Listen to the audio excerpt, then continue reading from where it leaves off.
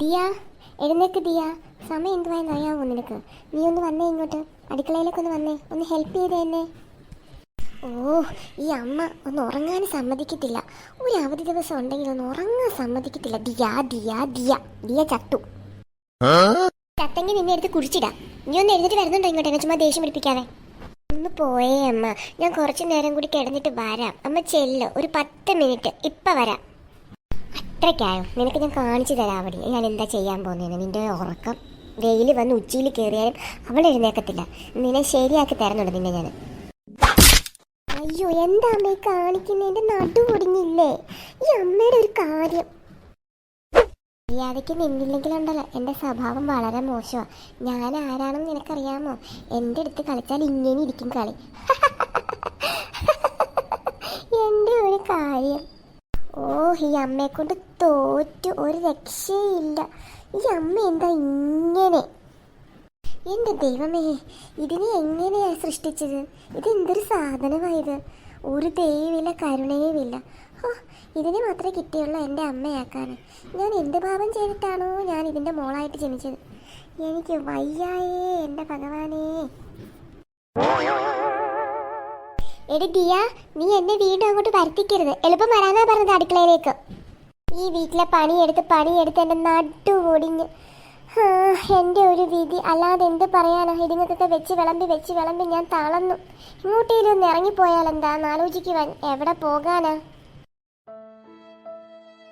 അമ്മ എന്തോ ആലോചിച്ചുകൊണ്ട് നിൽക്കുന്നേ? ഞാൻ വേണ്ട വന്നു. നീ എന്താ ചെയ്യേണ്ടതെന്ന് പറ.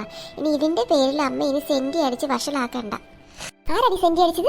കാര്യം പറഞ്ഞതല്ലേ ഉള്ളൂ. നാളെ നീ ഒരു വീട്ടിൽ പോയി താമസിക്കേണ്ടതല്ലേ?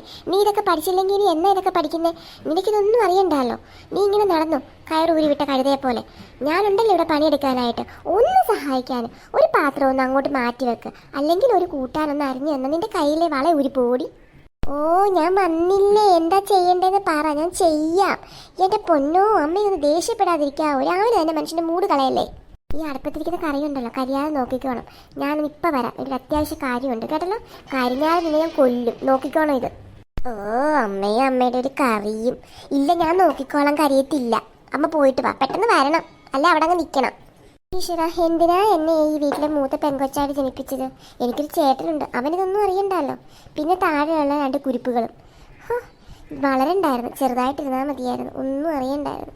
ഈശ്വര, ഇവിടെ എങ്ങാനും കയറി ഇരുന്ന് കറി നോക്കാം. ഇവിടെ ഇരുന്നാലും കറി കാണാമല്ലോ. ഇവിടെ ഇരിക്കാം.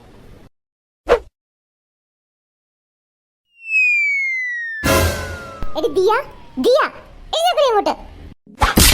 അങ്ങോട്ട് നോക്കടി. കറി മൊത്തം തീ കയറിപ്പോയി. നിന്നെ എന്തിനു കൊള്ളാം? നിന്നെ ഒരു കാര്യം ഏൽപ്പിച്ച് നീ മര്യാദയ്ക്ക് നോക്കുവോ?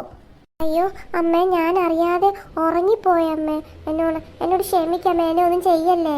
എന്നെ ചെയ്യുവല്ല, നിന്നെ കൊല്ലുവാ വേണ്ടത്. ഇനി രാവിലെ ഞാൻ എന്തോ തരും നിനക്കൊക്കെ. എത്ര കഷ്ടപ്പെട്ട് തന്നെ ആ കറി ഉണ്ടാക്കി അതിനകത്ത് വെച്ചെന്നറിയാമോ? അതെങ്ങനെ എന്തെങ്കിലും ജോലി ചെയ്താലല്ലേ കഷ്ടപ്പാടിന്റെ വില അറിയത്തുള്ളൂ. ഇറങ്ങിപ്പോയി അടുക്കളയിൽ നിന്ന് എളുപ്പം. ഇനി എല്ലാരും കഴിക്കാൻ വന്നിരിക്കുമ്പോൾ ഞാൻ ഇതിനൊക്കെ എന്തോ കൊടുക്കും എൻ്റെ ഭഗവാനെ.